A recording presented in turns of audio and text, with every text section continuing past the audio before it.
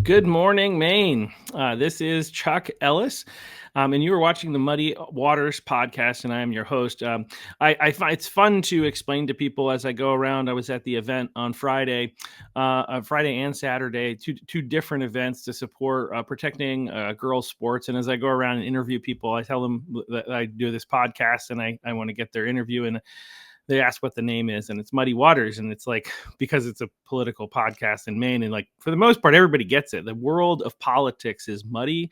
Sometimes it's because it's difficult to figure out what's going on in terms of policy, where the jurisdiction is. We had Bobby Charles on a couple weeks ago to talk about, or last week I think, to talk about like where does where does the federal government end and the state government begin, and some of these things. But on top of that, like all the nuances of what's going on, and just really understanding again what's going on in our state. So unfortunately, it is so muddy in part because the mainstream media fails to report on what's actually happening and help the people be informed, which is why we do this podcast, to help the people of Maine better understand what's happening. We do that by bringing in different guests, and we have a guest with us today who I'll introduce in just a moment. But just want to comment on how exciting it was this last weekend.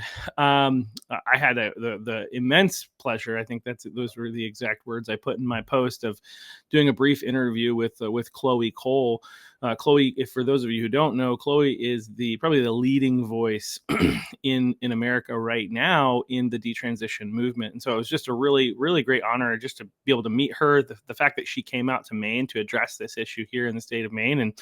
And if you haven't seen her video yet, I would highly recommend it, where she, not just our interview, but like her speech, where I was kind of curious how she would tie in, like being the detransition movement, how that would impact like girls in sports. But if you actually watch her video, you'll understand how it actually did impact her. She was somebody who could have been a student athlete, but because she was like the movement pushed her to transition from a girl to a boy. Well, she had testosterone. She couldn't compete as a girl, and she obviously wasn't strong enough to compete as a man either, because even though she's taking hormones, actual biological men actually have an advantage there too. So anyway, so that was a really great event. Tons of videos up. Most of you have probably seen them, but go check them out if you haven't, to see all the different people that stood up to help protect girls' rights in Maine. One last thing I'll say about that is there were two young girls, one Julia, age 16, out of Bristol, and then Cassidy, 18, from northern Maine. I don't actually know exactly what town. I think she'll be on the podcast next week, who stood up and spoke really loud, and they were some of the more powerful voices in this. And one of the things that people keep saying is, why, basically that these students shouldn't have to be standing up to fight for their own rights. Adults should be fighting for them. The problem is half of the adults, at least the ones in the legislature and places like that, are not listening to the adults who are fighting for them. And so today we have the gift, and I guess I have the gift and pleasure of having with us one of our representatives who is trying to fight for the people of Maine, Amy Arata. Thank you for coming on, Amy. Oh, you're welcome, and good morning. Yeah. So obviously we're not having you on necessarily to talk about that particular issue, but obviously with what's going on, and I think I'm really excited about the momentum, and a lot of people. We had, I think over 300 people show up on Saturday at the Girl First rally, and it's just really exciting to see some positive momentum for our movement. I think you can probably agree with that, huh? Absolutely. And whether you agree or disagree with the way that Representative Libby approached it on social media, I think we can all agree that it's good that people are finally realizing that this is real, that this is happening in Maine. Because so many people I talked to, and we talked about boys playing in girls' sports, they said, well, at least that's not happening in Maine. That's something that happens in California or a big state. And I have to tell them, no, this is happening in Maine. And it's a big problem. And people say, oh, well, it's only one or two. What about the girls all the way down the line who are a lower place in that, in pole vaulting or in track or cross country, who would otherwise have placed higher? What about that girl in 11th place who would have been in 10th place in the top 10? We have to think about everybody and do so in a way that's compassionate. And we have to be very careful in how we choose our words and how we describe people. But I think it's a fight worth having for sure. Yeah, absolutely. And there's one of the things that again we'll move on to other things, but like one of the things that just blows my mind is like when the other side talks about this, they're like, you think a boy would actually pretend to be transgender just to be able to win at sports? And it's like, number one, yeah, I mean, people like the sport. I'm a huge sports fan. My favorite baseball team is the San Francisco Giants, where Barry Bonds, um, who holds the record for the most home runs in a season in career. And yeah, he definitely like he cheated. Athletes cheat. Number one. Number two, like the other aspect of this, it's not even entirely sports related, but Cassidy, the girl from one of the girls who spoke on Saturday, she shared about how when she was 13, she was forced to undress in front of a boy, a biological male, right? And so like these are the aspects of this that some people aren't even thinking about. So it goes beyond just like the changing. And so, and if you ask yourself the question, would a teenage boy claim to be transgender in order to get into a bathroom or a locker room with a girl? And the answer is yes. I think I was a teenage boy, and I'm not saying I would have done that, but I'm saying that like teenage boys are thinking about one thing: women and sex primarily. And if you believe for 1 second that some of them would not lie and about, so even if you are believe in the gender cult or not, the reality is we have to take into account all of the unintended consequences of policies and actions and things like that. And those are some things that I can say with confidence. There are problems that are brewing there. And if we don't address this now, we're going to hear about those issues and more. So, but Amy, I just wanted to give you an opportunity to come on. Again, you're on the ground. You're fighting the fight, day by day, and just wanted to give people an opportunity to better understand like who you are, like what your background is, like where you come from, and then kind of why you got involved in politics. This is a dirty game. Why would you want to be involved? Well, I guess we'll go way, way back then. I'm from Maine, born and raised in Maine, and in fact, one of my ancestors was Simon Bradstreet, the last governor of the Commonwealth of the Massachusetts colony before it became a state. And Anne Bradstreet. Well, he had two wives, both, I mean, at different times, named Anne Bradstreet. And I'm a descendant of one of them, maybe the poet or maybe the second Anne Bradstreet, who I don't know what she did. She's not as famous as the, but, people didn't live very long back then. So it's common to get, to have different spouses over time. So, so I grew up in Maine, have a long history in Maine. My father, Senator Bradstreet from Vassalboro, I served with him. So I grew up, my father he grew up on a potato farm, and my mother grew up on a dairy farm. Previously, it had been a chicken farm, but then they had dairy cows as far back as I can remember. And in high school, I just loved working on that dairy farm. I took care of the calves and I mowed the hay. I drove, $200,000 worth of equipment around in circles all day mowing hay. And it was a good way to grow up. I did 4-H and all those types of things. And I did sports. Not great at them, but I still enjoy sports. I still run road races all summer long. And in fact, if the rain stops today, I'll go out and probably run 5 miles. Nice. Keeps me steady. Yeah. And then, so I went to Lawrence High School and then on to Gordon College in Massachusetts. And I worked really, really hard. I thought I wanted to be a veterinarian, but instead my grandmother got cancer while I was in college. And so I decided that I wanted to become a cancer researcher or maybe a veterinarian, wasn't sure. So I applied to University of California, Davis, because they have a really robust genetics program as well as a veterinary school. So I got a full scholarship for a PhD in genetics at the University of California, Davis. So a lot of hard work, and I got there. And I realized after working in the laboratory that I met my husband. Actually, I met my husband in California. He's from the San Francisco area. And I realized that I was going to have to make a hard decision, that these people who have PhDs and run a laboratory are constantly applying for grants. You don't know where your next paycheck necessarily is going to come from. and they weren't spending a lot of time with their children. And I love children, and I wanted to have a big family. And I knew that I wouldn't be able, I didn't think I'd be able to do both, a career and a family, have both at the same time and do it well.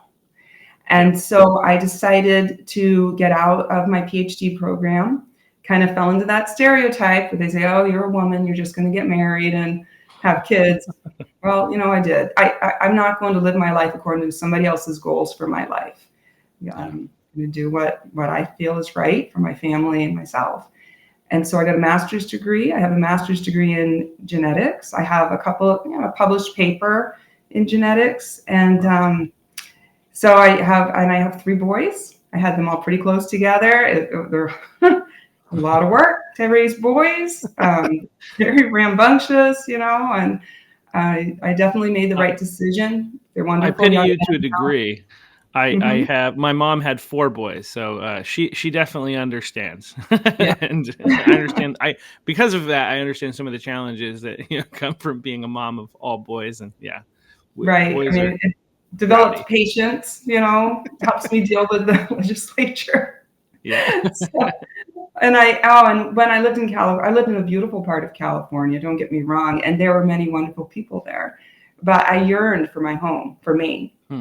And so in 2006, we moved back to Maine. My husband's a mechanical engineer. He took a big pay cut in order to come back to Maine.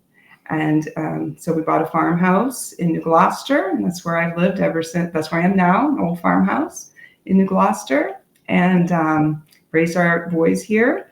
And then, when my kids were getting a little older, middle school, maybe I said, I want to use my brain a little bit. So I went to the town office. I said, well, where can I be useful? And they said, well, we need somebody on the budget committee. We need somebody on the planning board. And I said, well, I'll be on the planning board. I believe in property rights, just so you know. I very much believe in, you own your property. You should get to do what you want with it. Yeah. Within reason, right? You're not going to pollute your neighbor's well, of course. Sure. So I spent years on the planning board, on the budget committee. And at that time, my husband and I started a real estate investment business. So, and he was working as a mechanical engineer. So I really handled a lot of this business. What we did was we flipped houses. And then we took that money that we made from flipping houses, and we didn't buy a car. We didn't spend it frivolously. Instead, we used it as a down payment on multifamily property. So I still to this day manage multifamily properties, and that has provided the income that we need to allow me to be in the state house. So it's a really important point. Like when it comes to national politics, your U.S. House and U.S. Senate representatives, they make a lot of money, right? Sometimes they're like overly criticized, in my opinion. I worked in finance, and people are like, how in the world are you worth $10 million when you've been in the Senate for 15 years making $200,000 a year? And I'm like, working in finance, if you're not worth that after 10 years making that kind of money, you did something wrong or you didn't do something right. But anyway, in the state house, like it's, you definitely, it's a huge sacrifice to be a representative. You don't make money, right? It's a very limited amount of money, which mostly covers the cost of travel back and forth and things like that. It doesn't do much more than that. So it is a sacrifice. I think that's worth noting. And you have to have something else going on in order to be able to afford to be involved in politics. Exactly. Maine. Yeah. I've lost money. I know I've lost money, but in foregone investments by being in the state house. It's hard to sit there and try to analyze a property for acquisition at the same time that you're voting on legislation. It's just you can't be 2 places at once and do 2 things at once. So it's very difficult. And I think people need to realize that those 186 people in the legislature have all made a lot of sacrifices in order to be there.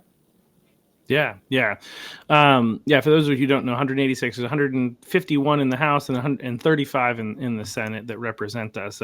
One of the reasons I do this podcast is that so many people they don't actually understand like how the process works, and I often share the story of how like probably 5 years ago I didn't know that Maine's government mirrors the federal government, where the governor is essentially in the role of the president in the executive branch, and then you have the House, Senate, and we have our own Supreme Court. People are becoming more aware of this, but it's just not something ethics or civics, I should say, is something we have really failed to teach.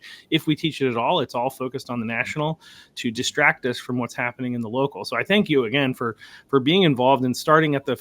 I love that your part of your story comes where you're starting at the local level. You went to the town and you said, "How can I help?" And I think so many people, everybody's just so focused on the president, the U.S. Senate, and U.S. House. And I'm not saying that those things aren't important and that they don't have an impact on our lives, but the most significant impact actually comes from your city and state government, and then from the Maine state government. So, Yeah, and then I was on the school board. Oh, and I was on the school board, and Governor LePage appointed me to the Maine State Board of Education as well, and I served there in 2017 before I went into the legislature. Yeah. And so then you decided to take the ambitious task of running for House of Representatives in a easy district, right? No, this is Cumberland County. Cumberland County, and certainly a lot of ground had been broken already by Ellie Espling. She was the person who had beat a Democrat and then served for 8 years in the House. And another way I got started, I mean, it never occurred to me to run. I didn't want to run for office. I'm kind of a shy person, and the thought of being out there knocking on doors just terrified me. And of course, now I've knocked on thousands of doors, and it's not that bad. But I volunteered to help Ellie with her campaign, and that kind of brought me in. And then when her time was up, I was the natural next person to run. And at that time, I had the experience in local government and a little bit in state government from being on the State Board of Education. And I learned about campaigning a little bit from Ellie. And you have to go out there and meet people, and that's what it's really all about. Yeah, it's so interesting how I would say a couple of things, because I've run for office, two times, and the learning experience and understanding what actually goes into running a campaign, especially for one of those like local races, is worthwhile. If you've never run and you're afraid of running, I would just recommend people just if you can fit it into your schedule, bite the bullet and do it. Obviously, try to make sure you have some support, but it's a good lesson in civics, and it's a great way to better understand your community, because you go and you talk to people from all kinds of different perspectives. Some of them are rude, most of them are not. In general, while you're at the door, they may disagree with you and they may try to keep you there for 45 minutes, but most people are generally speaking polite. One of the tactics I used is I brought a good friend of mine had a son who I think was like 14 or 15 at the time, and he was interested in politics, so I brought him with me. And so people generally tended not to be rude if you bring a kid, somebody else with you, a younger person, because they don't want to be a bad example for the kids. But anyway, the process of running for office is interesting and challenging. But like I said, you learn a lot. So you were able to prevail and enter into the state house, and now you're serving your fourth term. So unfortunately, you won't be able to run for House again without taking a break. But what's your experience like being in the state house? Because I think a lot of people don't understand like what it's like day to day, and especially during that time. We've not ever had a majority, and so like the Democrats have had essentially a super majority for the entire time you've been in. Well, I guess when you first started, LePage was probably still there. No, you came in right at okay, yeah. I came in with Governor Janet Mills. Oh, yes. Gosh, yeah. And there at that time, we only had we had 57 Republicans elected in the House, and one became an independent. So we got down to 56 Republicans in the House out of 151 after LePage. So that they can almost do it 2/3 without a single Republican. we needed to show up, that's for sure. Yeah. It was really hard. And every year I've been in office, I've said this is my last year. I'm never doing this again. Every single year, but I've still come back. And it's long days, unpredictable. You don't know when exactly it's going to start. Your session day is supposed to start at 10 a.m. They usually start, the earliest I've ever seen them start is maybe 10:15, but sometimes the day doesn't start until noon. And then you don't know when you're going to get done. You could just move bills into committees and go through all the, sit there and not take a single vote and then be done in an hour. Or you could be there I've been there till 7 the next morning. So Wow. I've totaled my car, hitting a deer. It stretches you, and it's made me grow as a person. Certainly, I'm more tolerant now of other points of view. You would think that when people get into politics that they become less tolerant, that they become more narrow-minded. But I've actually become more tolerant because I'm surrounded by people who think differently than I do all the time. And I think a thoughtful person will consider other points of view and say, well, gee, maybe I'm wrong about this. And it's okay to be wrong. I think that's the mark of a mature person, to admit when you've been wrong. Yeah. Well, one of my favorite quotes, I've got a picture of Winston Churchill up, and I don't know if this was actually Churchill in real life, but in the movie Darkest Hour, Churchill makes this point, like at the end, he makes this really big speech, and other people did not expect that he was essentially verbally going to go to war with some of the people in his inner circle in order to like win the crowd, so to speak. And so this other guy asks him afterwards, so like, you changed your mind? And he's like, those who don't change their minds don't change anything. So I think having an open mind, it's one of those things where, like, on the one hand, conservatives, we have our views and we have our values, and we like in politics, there's this attitude of, well, geez, if somebody ever changes their mind on something, then we can't trust them. They're a flip flopper. They're dishonest. All this other kind of stuff. But I mean, you guys are people too. I think that's the reality. And there are areas where, if you're actually open and honest and seeking truth, you're going to change your mind.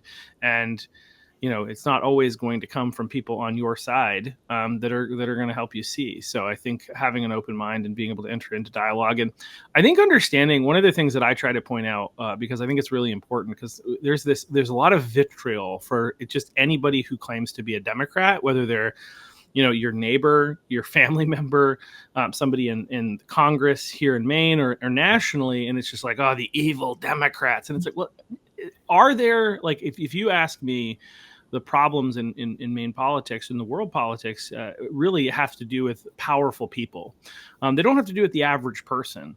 When you think about like what the average person, like some of these legislators benefit from, if there is this grand conspiracy and these horrible agendas that are being pushed, which there are, it's not the local people primarily who are benefiting from it. They are basically, they're cogs in a machine. They're like people who are still plugged in the matrix, and they don't see it. They don't understand.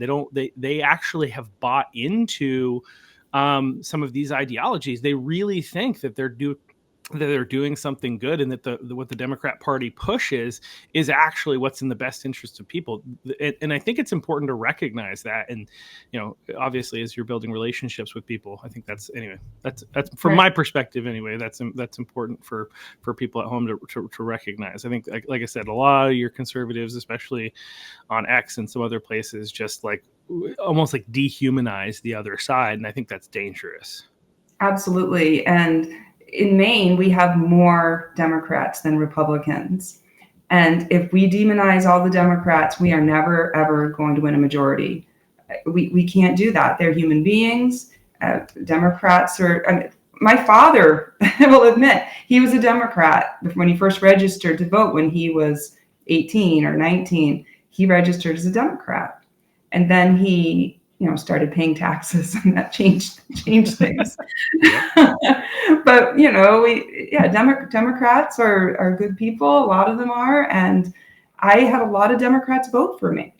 I had a lot of Democrats endorse me, and I think they appreciate that I go to them with an open mind. I treat them like human beings. I take what they have to say and I listen and I respond, and sometimes they have a good point, and I'll admit it when they have a good point.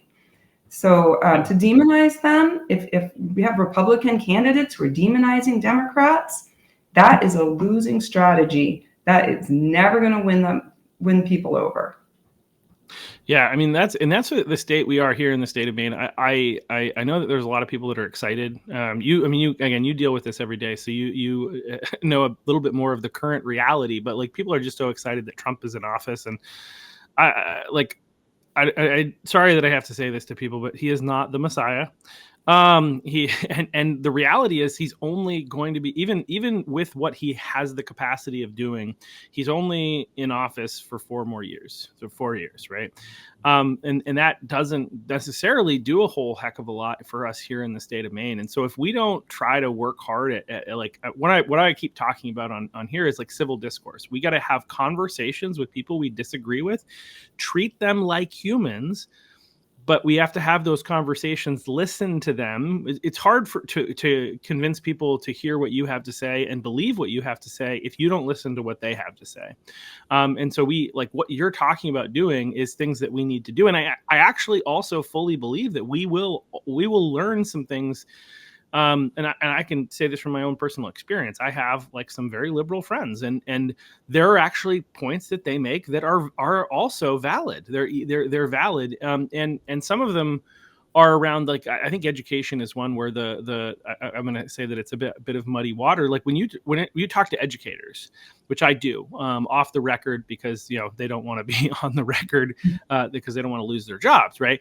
But when you talk to educators, I think on the right, we would have the world believe that if we just eliminate DEI, CRT, these types of LGBTQ like agendas and things like that, if we just remove those things, SEL, from the education system, that everything would just be fine and perfect. It's actually not true. The core of the breakdown of what's going on in our families and what's going on in our education system is a breakdown in the family unit.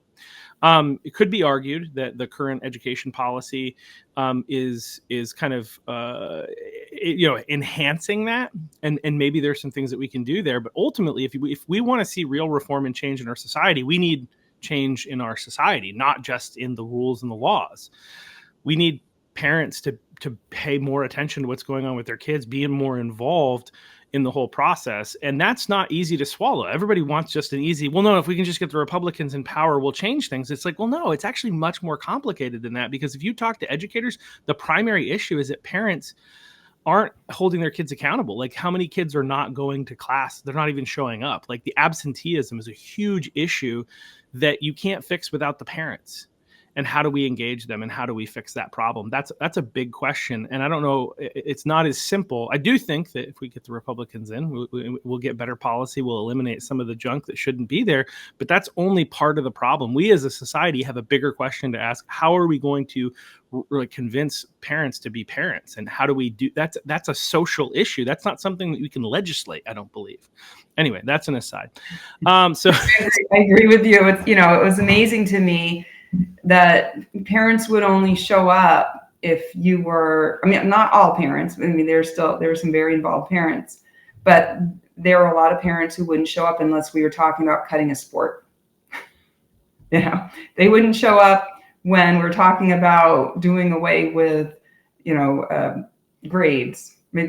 So one thing that got me into the school board was that there was a movement to get rid of grading. You're going to have proficiency-based education, which LePage was for, and I disagree with him on this, but I think he was given bad information. He was trusting the wrong people. And because there are a lot of technology companies spending a lot of money in Maine to implement this farce.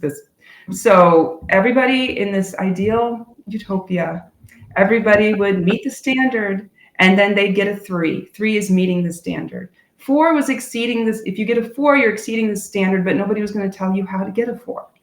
So in this utopia, everybody be the same.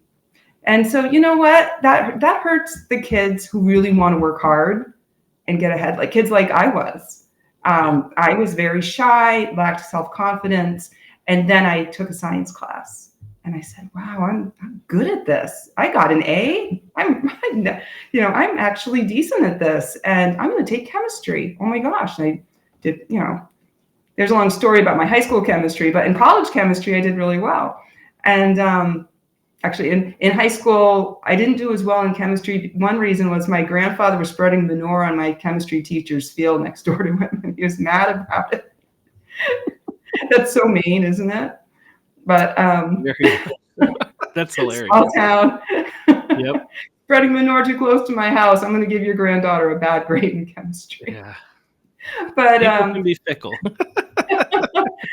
But I believe in people being able to achieve excellence, to work hard and to reap the benefits of that. And that's really the American way. And if you don't want to work hard, that's on you. You have a right to do whatever, focus on whatever you want in your life. But let's not hold back the people who want to work hard and achieve things in their field. Yeah, absolutely. And I just, as one of my fun little anecdotes, is like the No Child Left Behind is the No Child Gets Ahead. That was the precursor, I think, to proficiency-based learning. And there are so many problems. We as a society, one of the arguments for why we need more like immigration, right? For instance, for like the H-1Bs, this was like Vivek who was talking about this, and he got himself in some hot water. But is because we're not producing enough kids that are like able to do those more complex things. And it's like, well, we're producing a lot of kids. We have the most money in the world. What in the world is the problem? Why are we not? And I think it's because we're not challenging kids enough. There's too much of this. Every kid gets a trophy. Somebody was on a couple of weeks ago saying that like 75 or 80% of the kids in Gorham High School or something were on honor roll or high honors. And it's like, either something's in the water or they've got a flawed, system there. And given what's being produced into our world, I'm thinking they have a flawed system and they're not actually challenging kids. And we need to, really challenge kids academically. I would say I grew up in the I was born in the 80s, but went to school in middle school and then high school 90s and early 2000s. And like, I feel like I'm a relatively smart kid, but I didn't ever really feel super challenged intellectually. Like, and like there was a lot more opportunity to push me to do more. And it just like, but I don't really feel like there was much that at all. I figured out quickly, okay, what's the easiest way to get through without having to deal with too much trouble? I was smart enough to do that, right? And there was no proactive, pushing. We could talk about my parents. They listen to these, so I can't talk about them too much. But they probably could have pushed me a little bit more too. But I think they were doing what everybody was doing at that point, what everybody still seems to be doing up until 2020, which is trusting the education system to do it for us. And I think we all were asleep at the wheel. I believe most of us anyway. You weren't. It's exhausting to be a parent, to try and know what's going on. I mean, I was on the school board and there were things I didn't know about. I don't see how I could get more involved than to be on the school board. Yeah. There's still things I didn't know about, and it's so difficult, and it's hard not to think that it might be intentional, because parents can be annoying to teachers. I completely get it. There aren't many parents. Like one of my sons got in trouble in school, and the principal calls me up. He's like, I know you're one of those parents who's going to take it seriously, so I can let you know about this. Oh yes, I did. He came home that day. He had nothing in his room. I took away everything. But not all. But some parents would say, "Oh, not my little angel. He would never do something like that." Right. But you have to be willing to work with the teachers if you want them to work with you. But it's so hard to be an involved parent nowadays, because they think that we're all going to be mass shooters. They think we're all going to have a bomb strapped to us. They're just, they won't let you in. It's really difficult. But I mean, that's why I like small schools, small towns and small schools. Yeah, and to your point, on top of just the challenges like of keeping up with everything that's happening, is that parents are so busy, right? We've talked about this a lot. Most of the time, you've got two um, two family earners, and so mom and dad are both working full-time jobs, full-time jobs. And unfortunately, I'm going to say on top of this, like, generally speaking, there are things that women tend to be better at in doing in the house. And regardless of whether we agree with these gender norms or whatever, the truth is, like, practically what ends up happening is, even if mom is the breadwinner and makes the money, generally speaking, she's still coming home and making sure the kids have their food. She's checking in with them on stuff, because I think it's just naturally what women are inclined to do, personally. But like, so there's just this incredible amount of stress and pressure on the parents already. And then on top of that, to have to go and do all the research that's necessary to figure out what's going on with their kids' education, especially if they've got kids in sports, and like the list goes on. I mean, I think we got to figure out a way to do it.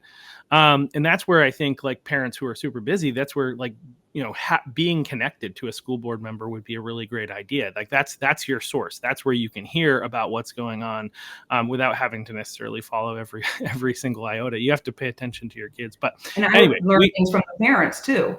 absolutely, yeah. Or When you from were on the, the school board, the teachers were told not to talk to us, basically. which is crazy. Like, like, I want to know what's going on. I want to know what your challenges are. I want us to be on the same team. We're talking about honor roll earlier. I had one teacher tell me, it's like, look, yeah, this is because we had proficiency based grading at Grading Gloucester Middle School.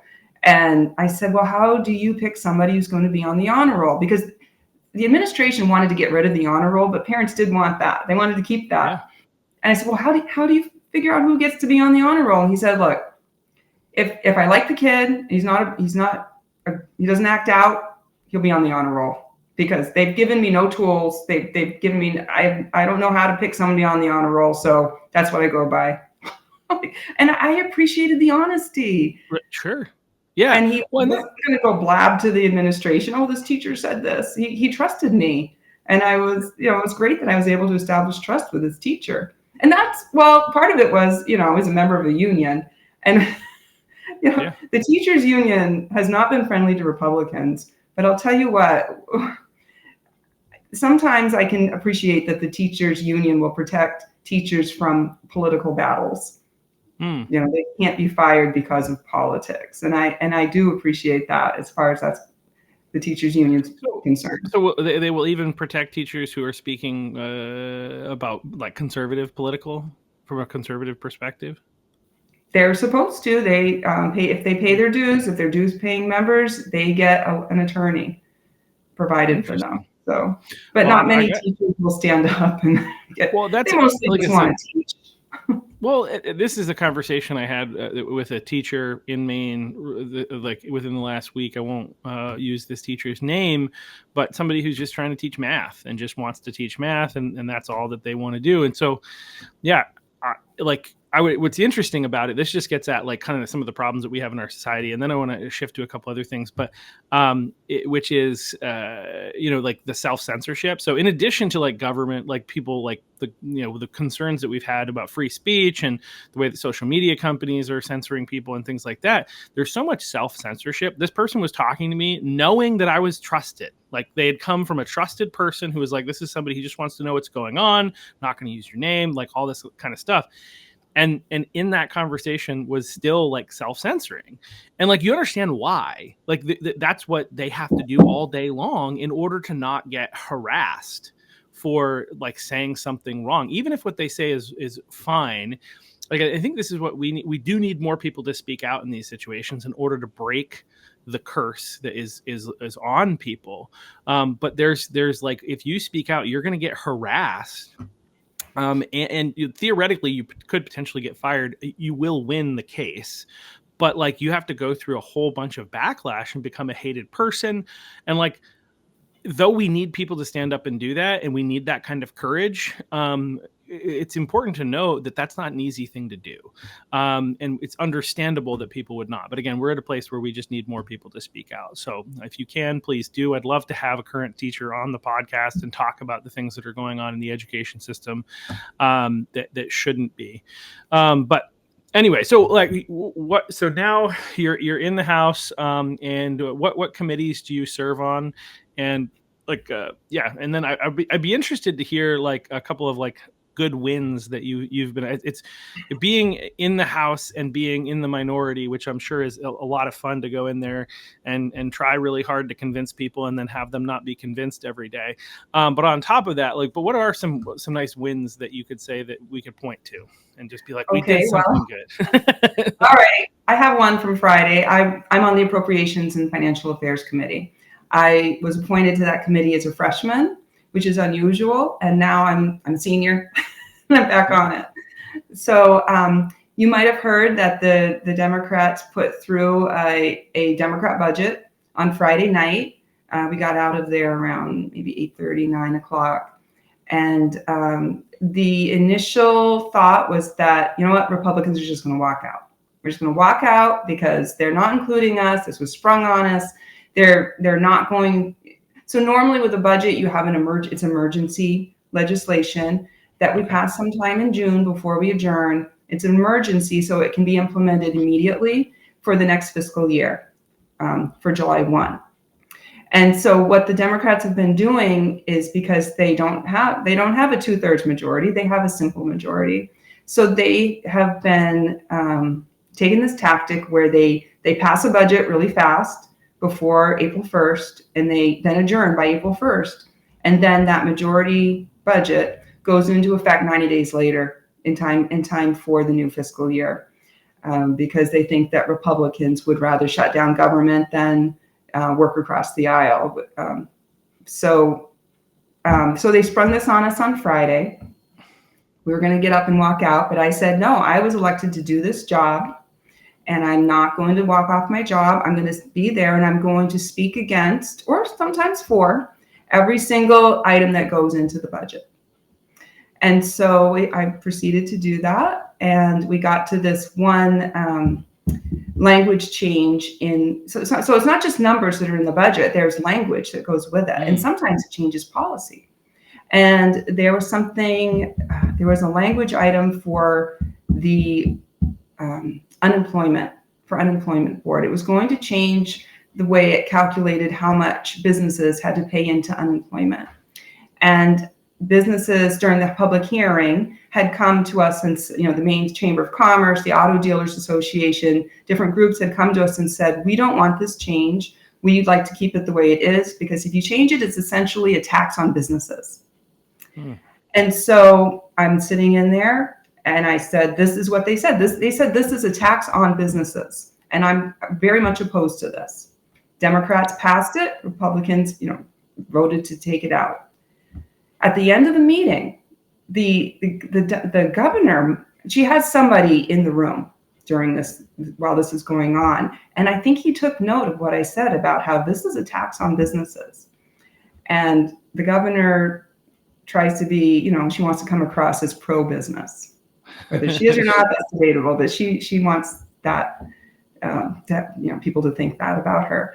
And at the end of the meeting, the Democrats said, oh, we're going to vote to reconsider this Department of Labor bill. And they did, and they moved it out of the budget. So if I had not been there and spoke up against it, I think it would have been moved into this majority budget that's going to be rammed through within the next 2 weeks.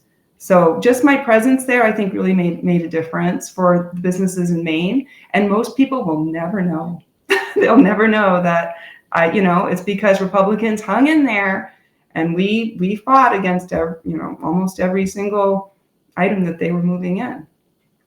Well, I think it's important to know, because I think one of the things we talked about when I was talking to you on the phone before, and when I was like, maybe we should have you maybe come on and talk about this, is that people at home, I can't tell you how many times I see people in X and other different places be like, why aren't they fighting for us? Why aren't they doing anything? Why aren't they stopping this? And some of the stuff that they I don't think they most people just don't understand how the process works. And there's only so much that you can do, first of all, but that you guys are actually day in and day out there doing stuff. And if you weren't, as bad as things have become, things would be far worse.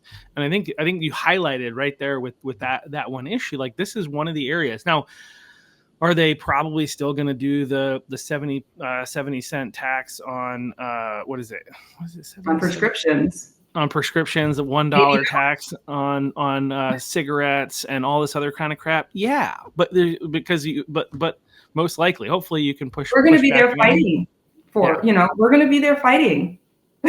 And if we lose, yeah, it's not going to make the news. And those where the armchair quarterbacks at home, they're not going to appreciate how hard we fought, because we'll probably lose at the end.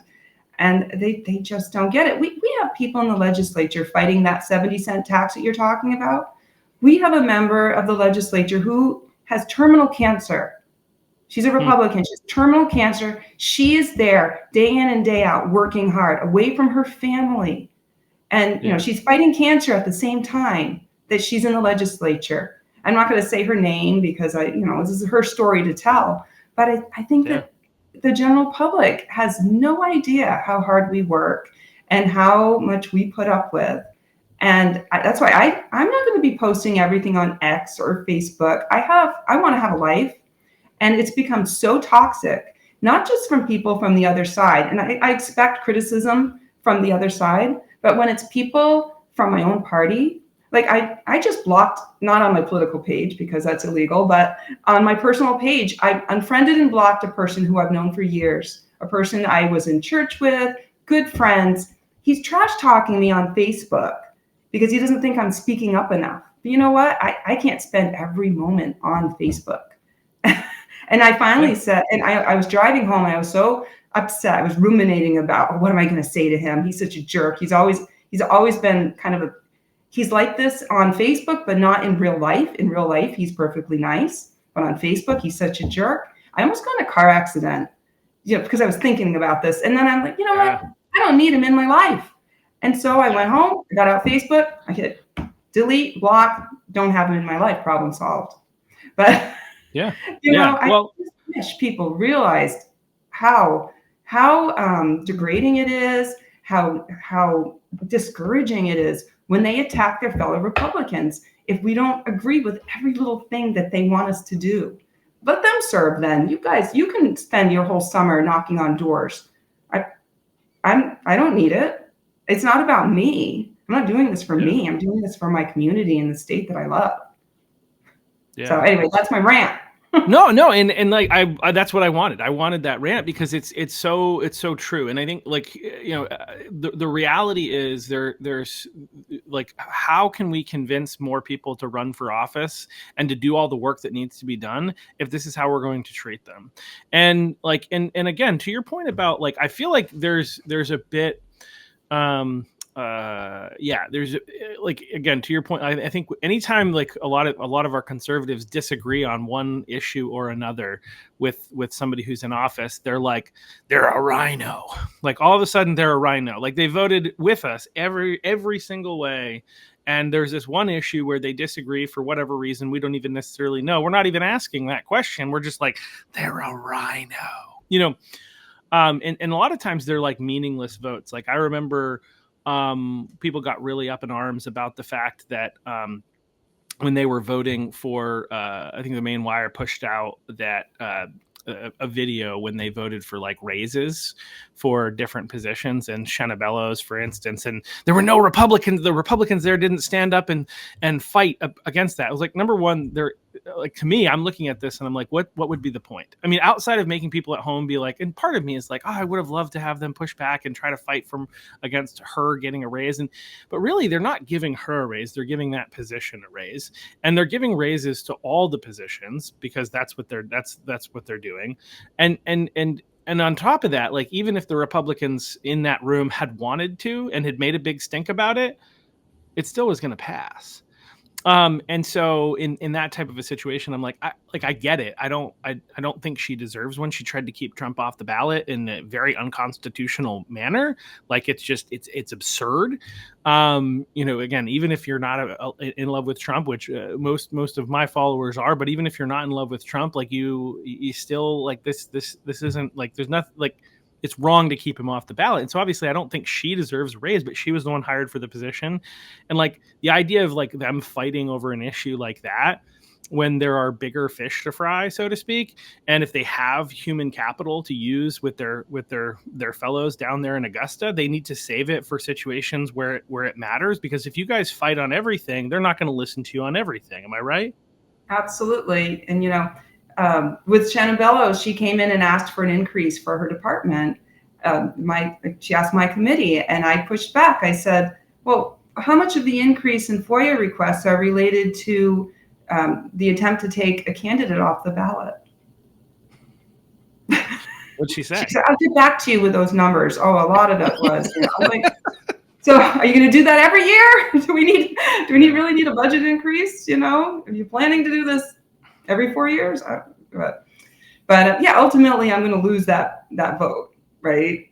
And, Yeah. But yeah, I was criticized by some people, some just on private, Facebook, pages, and some in person, because during the budget vote, I did vote for some things. I did vote to fund 55% of education, because as I was knocking on doors in my district, the number one concern of people was property taxes.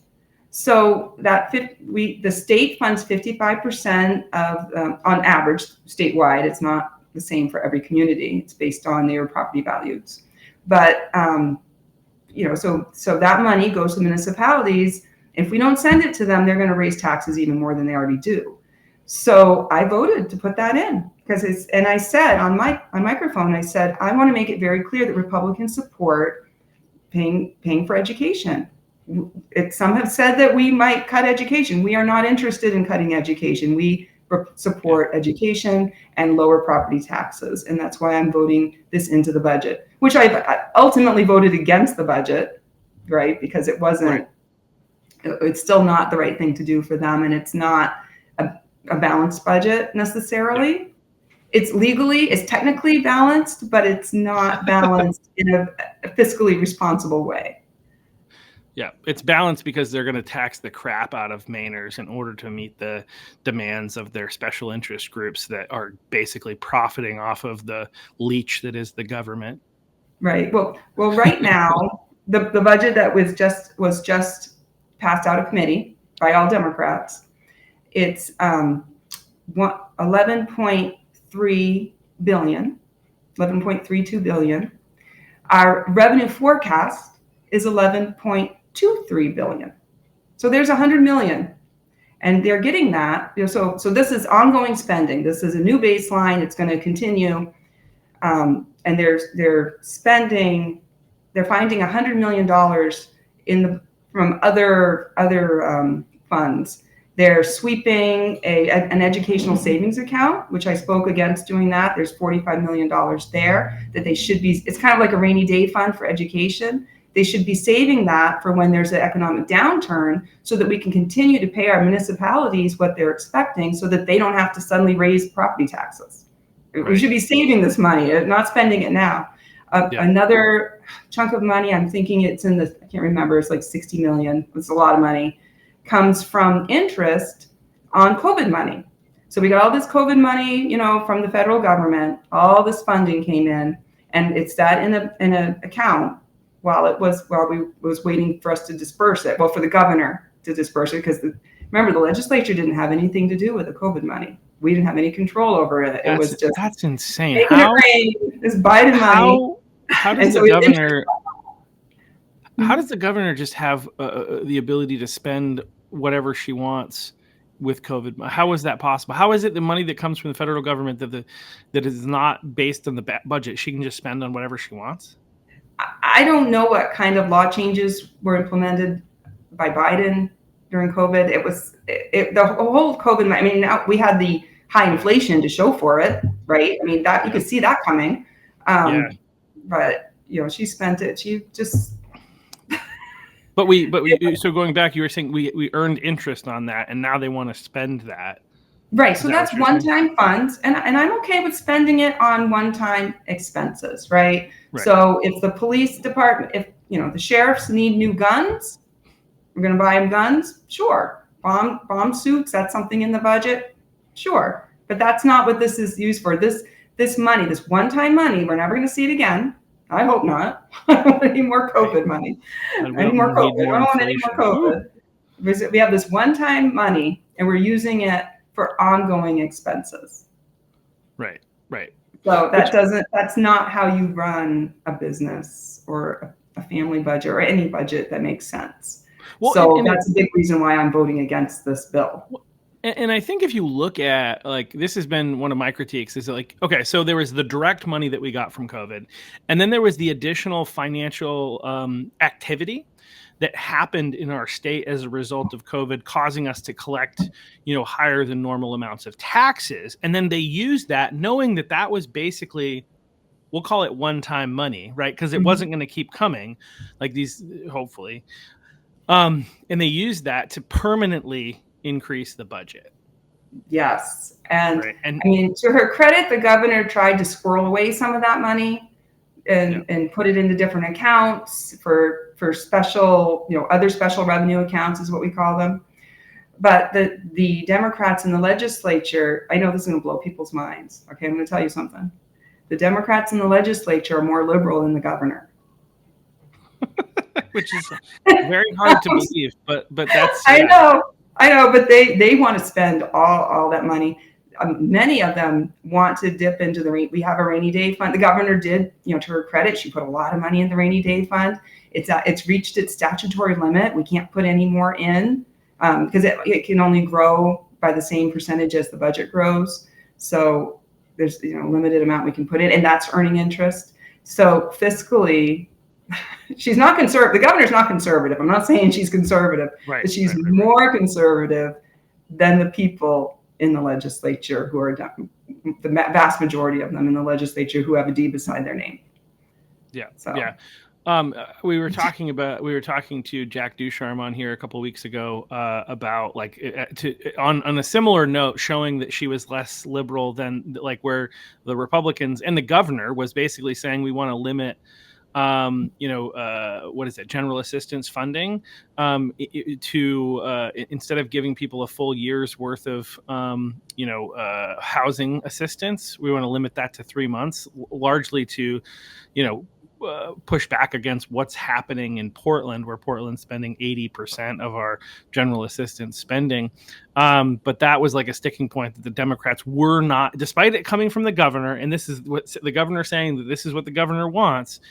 They were unwilling to budge on that. Well, so eventually they did budge. They did. I thought I saw that they were still doing 12 months, but over a 36-month period. Yes, so it comes out to 4 months per year. Yeah, right. On a that way. So I wasn't 100% sure how general assistance worked. So before this, you could go and apply for general assistance and get a full year's worth of housing assistance, and then you could go back and apply again the next year for the same thing, unlimited years in a row.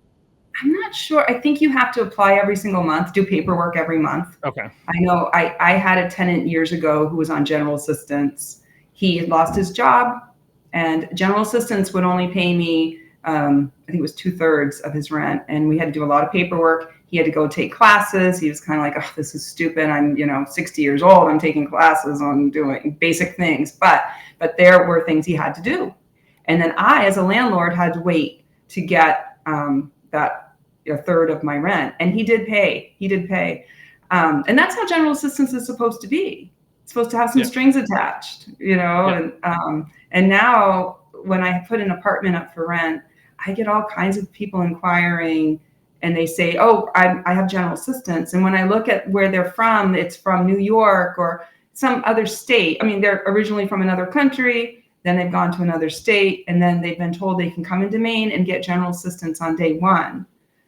And then as a landlord, I don't know for sure if they're going to get it every month or not. But the way it's been going is, yes, they are giving it to them every month. And I don't think they're not, all municipalities are not doing the work requirements or the education requirements. And some of them can't work. They can only volunteer. So you have people volunteering. And then, I have a friend who used to work in public works in Lewiston. Oh, did they hate when they had to bring volunteers out because they had to watch the volunteers. It was more work to watch the volunteers. And then some of them, because they were volunteering to get general assistance. And one of them, their trucks became infested with bed bugs.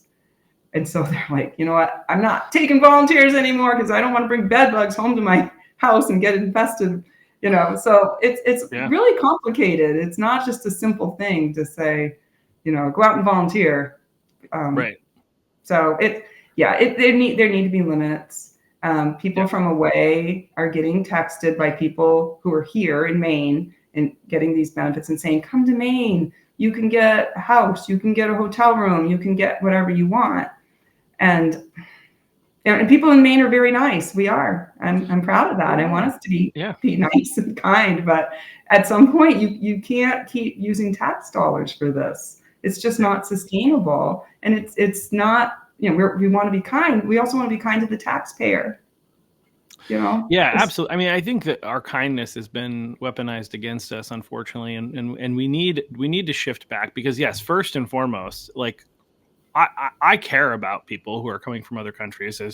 As you might notice here, my wife, this was in Rwanda where we got married. She's currently in Kenya until we can get her here legally. Like I like a lot of people from a lot of different places in the world and places that are more impoverished, and I have a lot of compassion, but that doesn't mean that we need, like, especially governmentally, that we should disenfranchise our own people and really harm our own people in order to help people who are not citizens of our country, who are not, contributing in the same way and not part of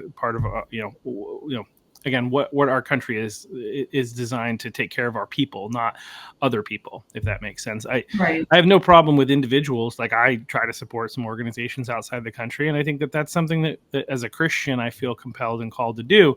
But governmentally, we take care of our people first, and then try to help other people second. And if any of the help that we're trying to give, we need to do it in such a way that it doesn't overwhelm and overburden our taxpayers. Because if we do that, we lose businesses. This is what's starting to happen as a result of what the Mills administration and the radical Democrats, in Augusta, with all their spending habits, are doing. Is like the increase in taxes are putting businesses out of business, and in the long run, that's going to lead to less taxation. They're going to have to start taxing more and more things, which is just going to continue to devastate the economy, and then we can't help anybody because we don't have any money anymore. Right. And that's why this doesn't work. And so it's nice to hear that you guys were able to have some help in with general assistance as well. No, well, it didn't pass. So that was in the supplemental budget that we had. Again, people calling us rhinos if we voted for it. I thought we got a pretty good deal. We didn't get everything we wanted, but I thought we got a good enough deal. And so I voted for the supplemental budget that included that limit on general assistance. And was going to pay our bills, but it failed in the Senate. Right. And therefore, instead of getting something, we got nothing as far as general assistance reform. That's not in the new budget. Some of the other spending was rolled into the new budget, but not the general assistance reforms. So it's unfortunate. Know how to negotiate with people.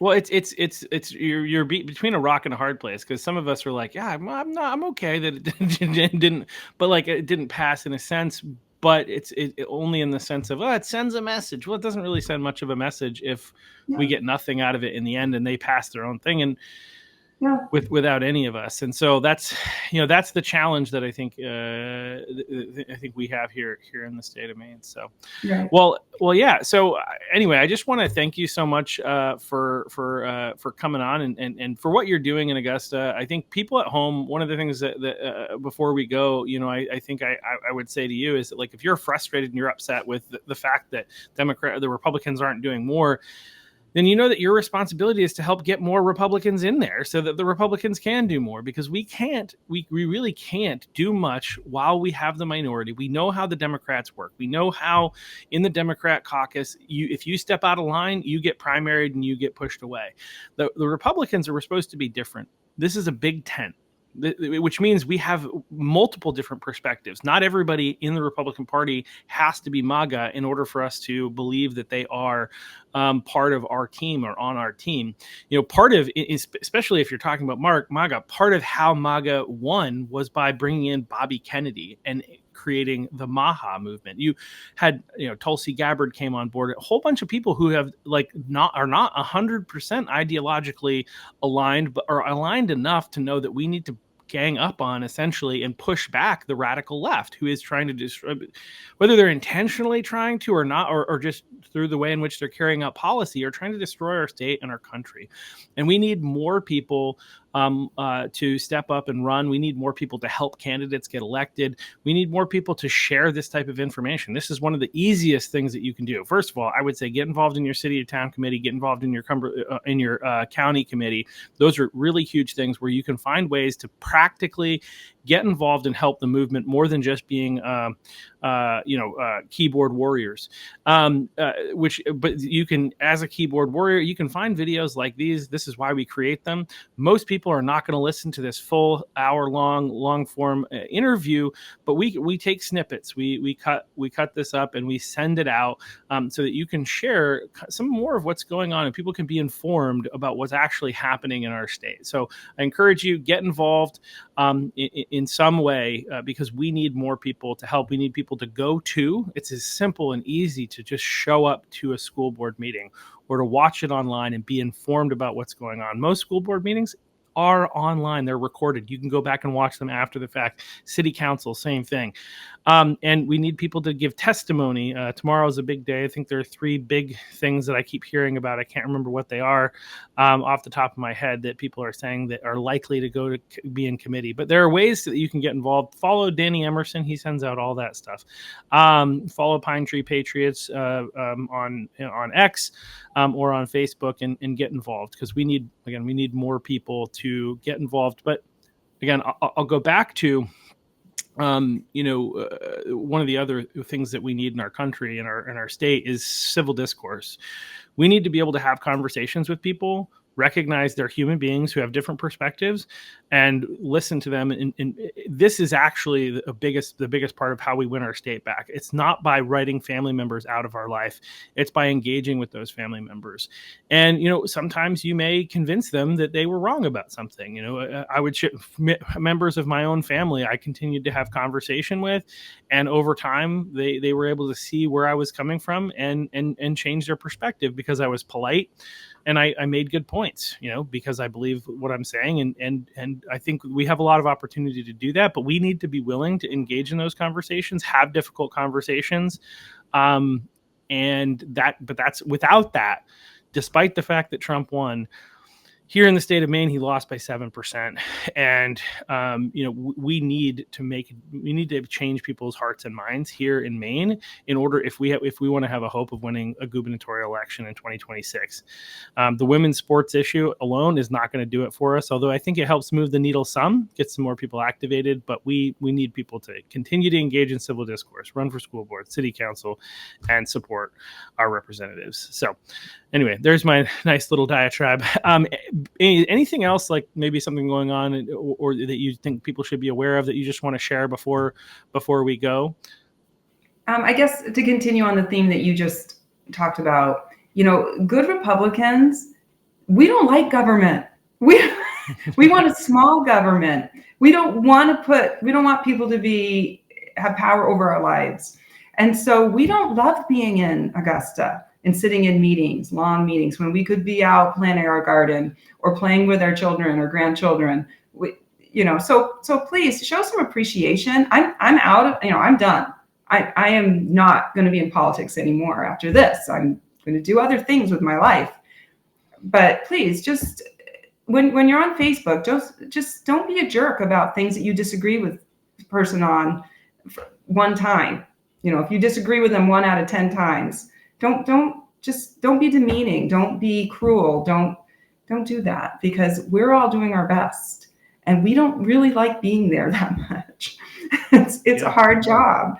And I don't think that you could, I'm not talking to you, Mr. Ellis, you in general, the keyboard warriors, I don't think you could do any better.